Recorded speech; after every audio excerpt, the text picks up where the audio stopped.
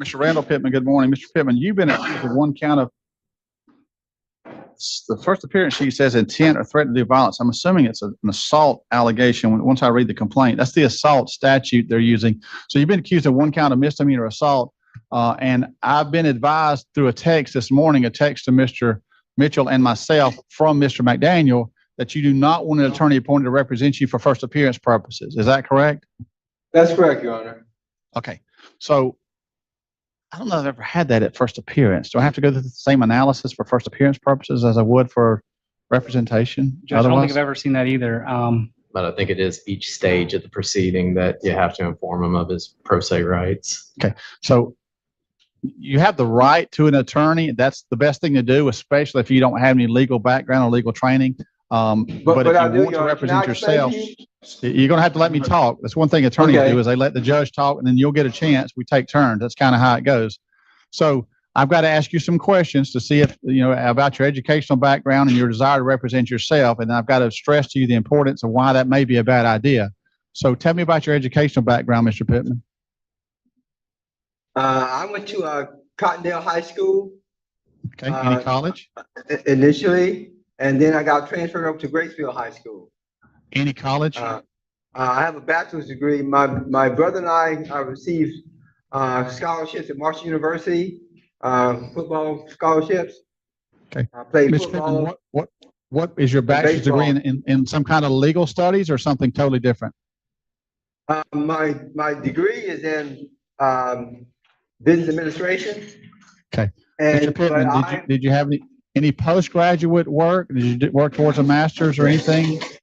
Well, I've been working undercover for the state of California for about 20 years as an attorney general. Mr. Pitman, as an attorney general? That's a sad point for Jackson County because they didn't know that. But I had to reveal that now because I'm in court. Mr. Pitman, have you ever been to law school? I've been going up and up. I'm sorry. Have you ever been to law school? I'm sorry. I need you to listen to my questions, Mr. Pitman. I'm asking you specific questions for a specific reason. Have you ever been to law school? No, I've never been to law school. Okay. So here's what you got to understand. Mr. McDaniel has been to law school, an accredited law school. He's graduated from that law school. And then after that, he took and passed the Florida bar. And after that, he's been practicing law, Mr. McDaniel, in excess of 20 years. Is that right? Correct. So here's the thing. This is what I heard a judge explain it to me one time, and explain it to a defendant, and I was in the courtroom. You're about to enter a process, and the way the judge described it, you're about to have surgery. And what you're saying is that even though there's a surgeon here next to me who's willing to do the surgery, and that's his job, I don't want to do that. I want to go ahead and do surgery on myself. That's essentially the analogy that I'm using for you representing yourself. In other words, it's a bad idea. Knowing that, you still want to waive your right to an attorney and represent yourself for first appearance purposes. Your Honor, I promise you, I'm the best attorney in the nation. I promise you that. So do you want to represent yourself for first appearance purposes? Yes, I do. Yes, I do. All right. So do you want to be heard on the issue of probable cause? Yes, I do. Go ahead, please. First of all, Your Honor, this was really a bad decision by the sheriff's department. Enfield, he's the one who he tells these guys to do this every time to me and my mom. He's already told me, I don't care where you take your mom, but you need to get her out of Jackson County. So that's why all this stuff keeps happening. It's called Enfield. And honestly, Judge Garcia, she's a good and fair judge, but she is being controlled by Enfield. That's why all this stuff is going on. Your Honor, we're going to. All right. So, Mr. Pitman, that's nothing to do with probable cause. That's just you rambling. So I'm not going to listen to any more of that. Mr.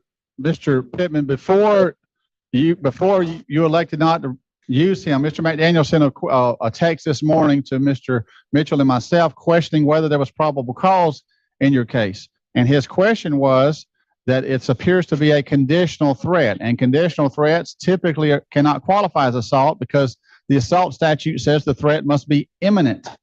That's the key word in this particular analysis. Mr. Mitchell, any position on, or Mr. Gill, either one of you, on whether or not this meets the basis for probable cause for assault?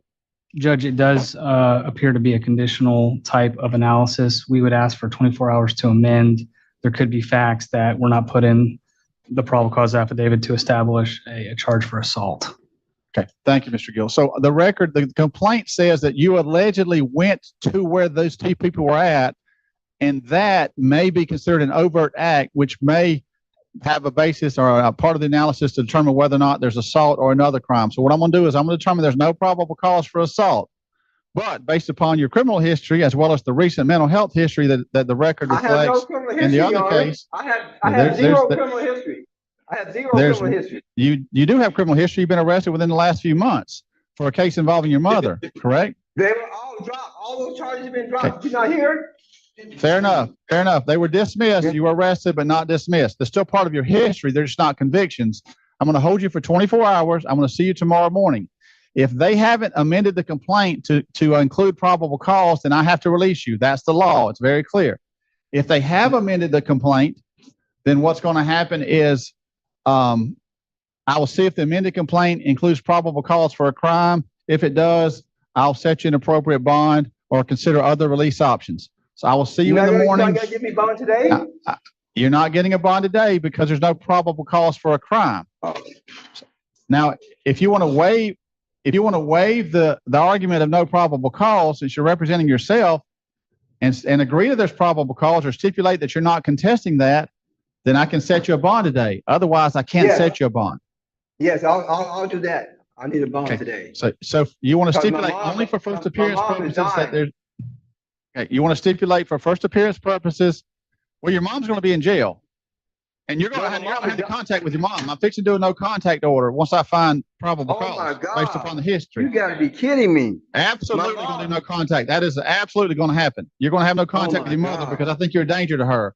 So my question for you is, do you want to waive any objection to probable cause so that I can set you a bond, or you want me to see you tomorrow and see if they can establish probable cause? Yes, I want the bond.